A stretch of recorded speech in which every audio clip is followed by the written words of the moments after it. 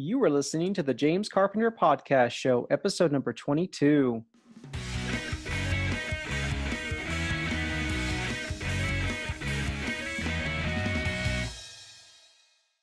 Have you ever been in a storm, like a hailstorm or a heavy pouring of rain?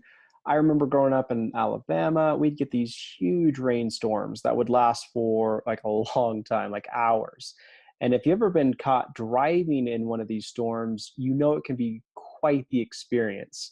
Like not being able to see the car in front of you because of the thickness of the rainfall, right? And I remember a time the raindrops were beating on my car's roof, like they were going to come inside, like they were going to penetrate through the roof. And once it passes, you're like, whew, I'm glad that's over. That I made it without getting drenched or without any other affliction. So that's a temporal storm that we'll sometimes experience. And today I want to talk about another storm that takes place with almost everyone. And that's the life storm of hitting rock bottom. Oh, yes. So, for those of you who have gone through this, you can appreciate what's coming up. Because if you've ever gone through this, or if you're experiencing hitting rock bottom now, like today, then you'll want to follow along and listen all the way to the end because I'm going to give you 7 questions to ask to turn your life around. So good. So stay tuned.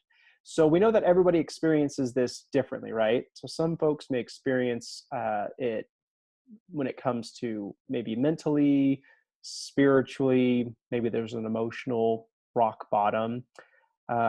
Financially is a common one that I'll come across. Maybe it's a combination of them. But either way, it usually is like there's some sort of pain, right? Some sort of crashing that's happening around you, right? Like nothing you do is working, right? Like nothing is working for you. Like the universe is working against you. And that's when you know you've hit rock bottom because everything you've done up to this point, like you start questioning, right? It's like, wait, why isn't this working? What's going on? Like I'm doing what I'm supposed to, how I've been taught. Why is this happening? And so you start to have this self awakening, if you will. Like you start going through this process of this self awareness, right?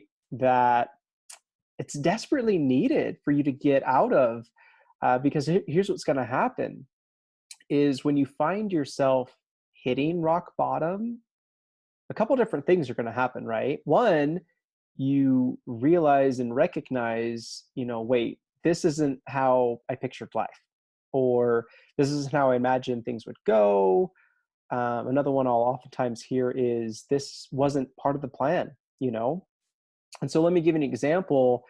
It's like going to school, right? So after high school, you like, and it's not like they teach you this, right? In high school or college, like this just isn't taught. And so it's one of those things where when you experience it, you're like, wait, and you start trying to go back and trying to find evidence of, okay, well, now what do I do? Right? Because it's like going to school, it's like having a family, like you're checking off all the boxes. Yep, that's what I'm supposed to do. I'm supposed to move out of the house, supposed to start a job, start this career, going through all the steps because that's what we were taught to do. And then it's this kind of waking up, so to speak. It's this realizing, like, what is my life? What is this? Or if you've set out on your own, right? Like you find yourself unhappy. Maybe it's in a dead end job, or maybe it's in a profession that just you realize this is not what you want to be doing for the rest of your life. Or like you're not making the kind of money that you wanted to, and you don't feel like um, you have a sense of direction, right? It's this sense of like a lack of meaning or purpose in your life. And oftentimes this is also when confusion sets in, and especially indecision, because it's this thought and thinking that, well, what I'm doing isn't working. And so I don't know what to do, right? To get myself out. And so that's when you know you're at rock bottom. When all that's placed upon you, right? It's all of that. Like you're feeling it, right? And that can make you feel very angry and very upset because it sucks. And oftentimes, like you basically have two options at this point. One is you can remain at rock bottom, right? Like you can feel pity for yourself. Like one of the best things I heard this week, blaming makes you powerless. Like when I heard that, wow, isn't that awesome? That's interesting, huh?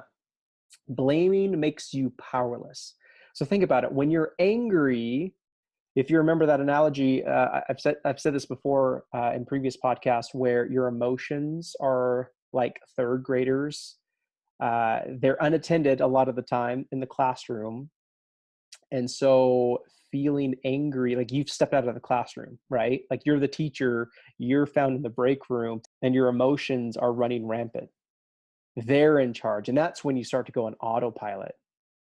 And so part of the process with hitting rock bottom is you starting to become aware of all the blaming and all the whining and all the complaining that you've been doing. And that's when you start taking ownership that everything that's happened, it's because of your choices, right? It's because of your doing. Okay. And again, at the time, it may have felt right. It may have sounded like the right thing to do. And like we're not criticizing or judging that aspect of your life. Like it happened how it was supposed to happen. You want to know why? Because that's how it happened. Okay.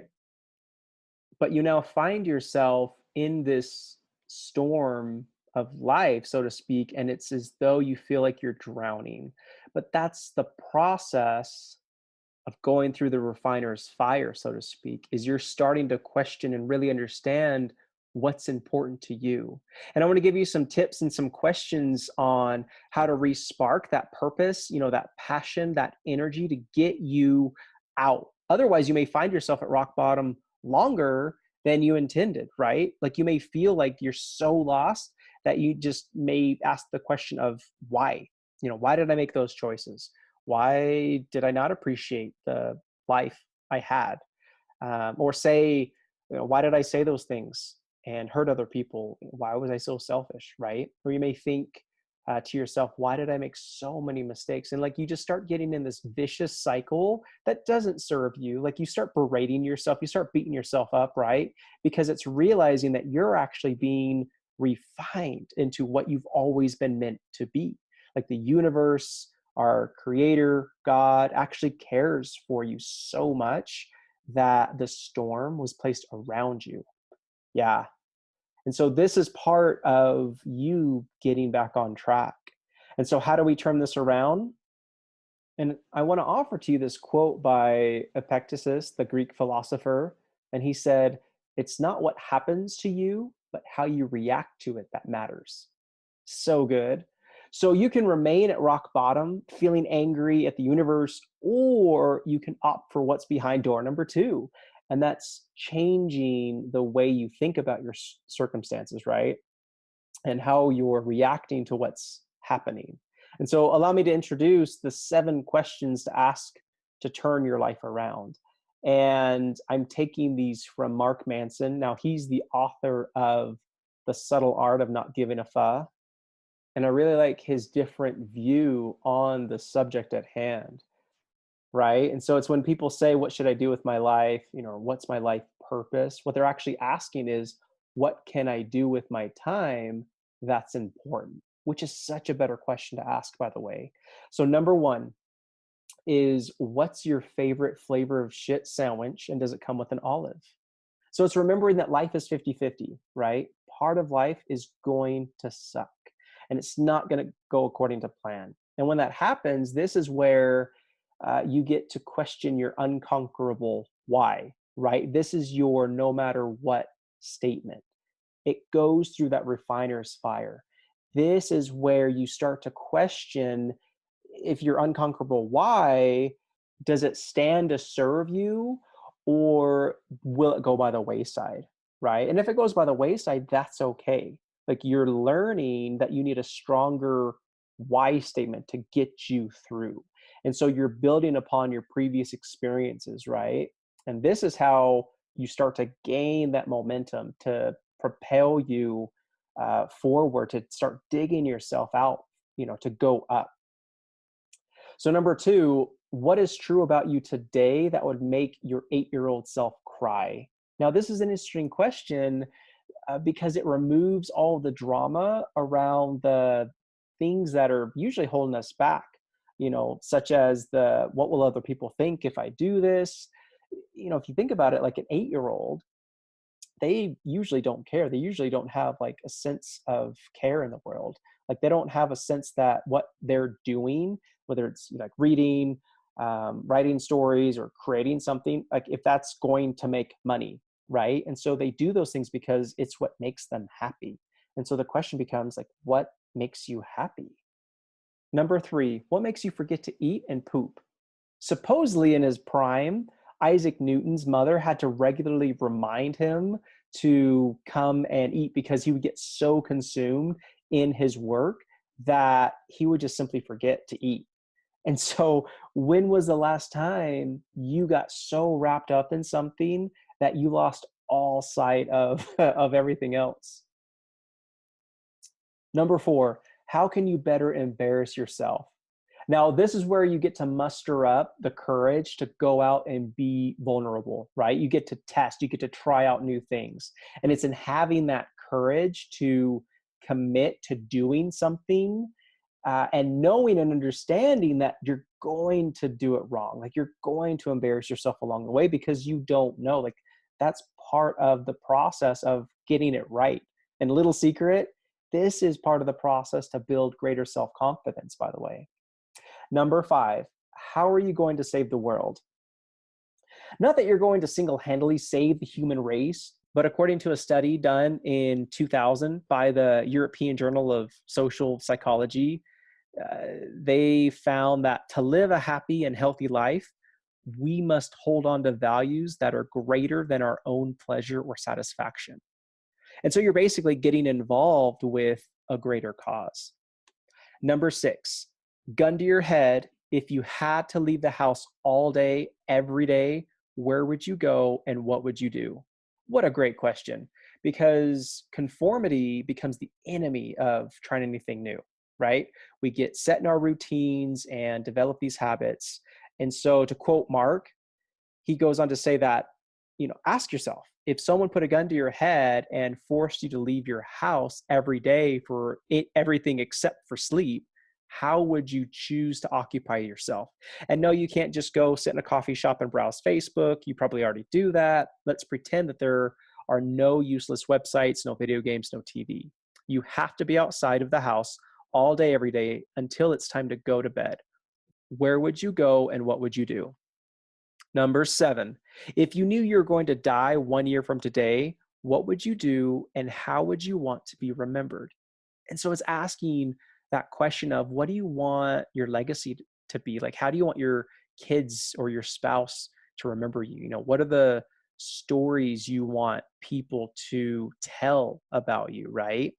And maybe it's what would your obituary say, right? And then it's working, whatever that is, it's then working towards creating that, to building that future. Now, if it's to impress other people, you're missing the point.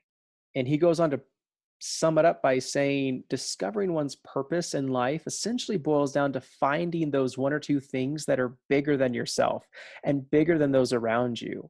It's not about some great achievement, but merely finding a way to spend your limited amount of time well. And to do that, you must get off the couch and act and take the time to think beyond yourself, to think greater than yourself. So there you go. Those are the 7 questions to ask to turn your life around. So let's finish how we started, shall we? So when people say, what should I do with my life? Or what is my life purpose? What they're actually asking is, what can I do with my time that is important? Thanks for listening. Until next time, bye-bye. Hey there, if you liked listening to this week's podcast, then you should check out my Elite Productivity School. It's my monthly coaching program where we take all of these concepts and apply them to your life. Learn more at jamescarpentercoaching.com/enroll.